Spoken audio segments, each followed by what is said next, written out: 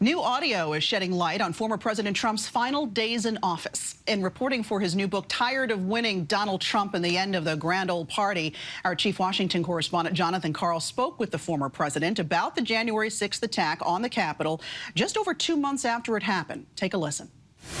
But if you look at the real size of that crowd, it was never reported correctly. It's the biggest crowd I've ever spoken in front of by far. Really? By far. That went down to the Washington, that went back to the Washington Monument. You told them you were going to go up to the Capitol. Were you just... I was going to, and the Secret Service said, you can't. And then by the time I would have, and then when I got back, I wanted to go back. I was thinking about going back during the problem to stop the problem, doing it myself. Secret Service didn't like that idea too much. So what? I could have done that, and you know what? I would have been very well received. Don't forget, the people that went to Washington that day, in my opinion, they went because they thought the election was rigged. That's why they went. And Jonathan Karl joins me now for more. So, Jonathan, good to have you here as always. Yeah. Put this in context for us, because the former president told you he wanted to go back to the Capitol. How does that square with what we know now about his actions that day? You know, when he first told me that, I'd asked him, because in his speech, you remember, on January 6th, and we're going to march up to the Capitol, and I'm going to be there with you. And frankly, I didn't believe it. I thought it was bravado. I thought there was no way he wanted to be there in that crowd that was going up to the Capitol. But then I heard Cassidy Hutchinson testify before the January 6th committee hearings, and she talked about that dramatic scene where the Secret Service really had to push back on Trump, and he was, you know, almost on the verge of fighting with his own detail to say he wanted to get up there.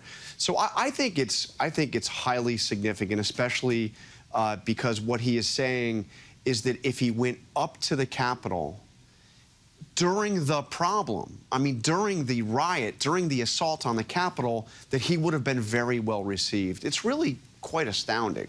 Yeah, that's one word for it. How do you think this could all play into the criminal cases against him? I don't know. I mean, you know, they're obviously trying to establish his mindset and trying to. The criminal case is obviously about much more than January 6th.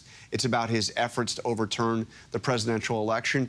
But more recently, some of Jack Smith's filings point to the fact that he will be zooming in on that violence as well, and Trump's culpability for that. And that may play into this, because he is acknowledging, first of all, that those are his people and that they listen to him.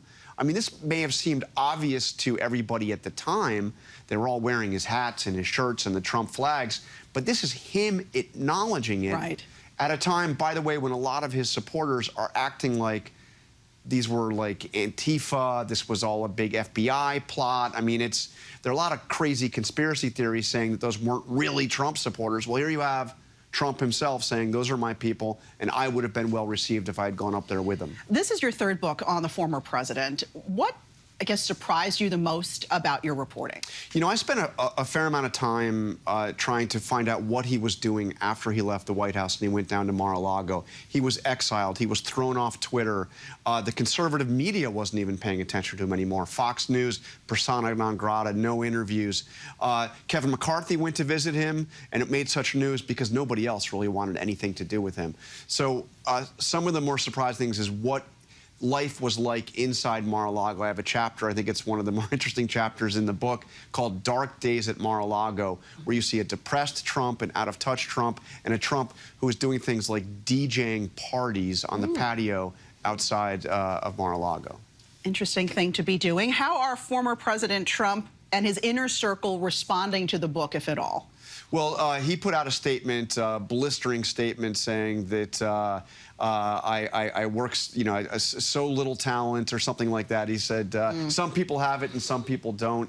And he blasted one thing in the book. And, you know, this book has a lot of serious details about Confederate code words by his people used to describe his campaign theme, ties to the Waco massacre and the Oklahoma City bombing in terms of the imagery used in his campaign rhetoric.